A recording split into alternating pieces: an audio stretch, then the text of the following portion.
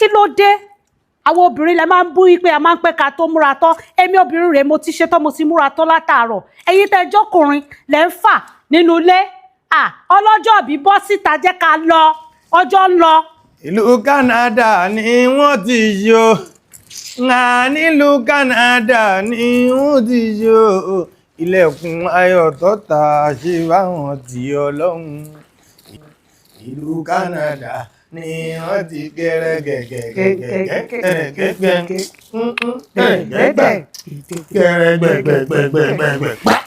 kí ló dé tẹ wá pẹ́ tó nínú ilé. ìní ọjọ́ bí mi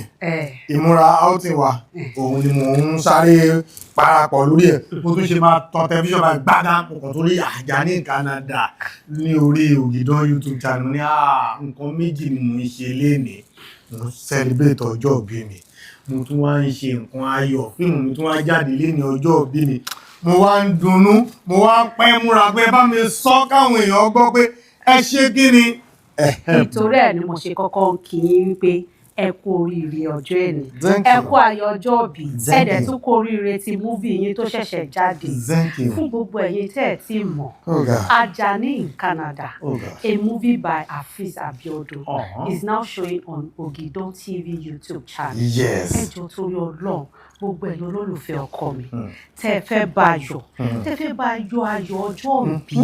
ẹ jọ̀ọ́ the only way tẹ́ ẹ lè fi bá yọ̀ ayọ̀ ọjọ́ òbí tẹ́ ẹ lè fi fẹ́ hàn sí òun ni pé kẹ́ ẹ lọ sí orí Ògìdán TV kẹ́ ẹ lọ bá wọn wo fíìmù wọn tó ṣẹ̀ṣẹ̀ jáde Àjàní in Canada. bó ṣe lè celebrate mi lẹ́ni tó nù máa dùn ní wípé bó ṣe ń wo fíìmù mi Àjàní in Canada yẹn máa share ẹ̀ káwọn èèyàn gbọ́ kí gbogbo ayé mọ̀ pé Àjàní in Canada ṣọ́yà Ògìdán YouTube channel. àmọ́ ọjọ́ ìbí ẹ̀mí rẹ̀ á ṣe gbogbo bí ọdún fẹ̀sọ̀ máa jó ìjó ní pápá pápó pàràǹpàpà ìbúra ìbúra.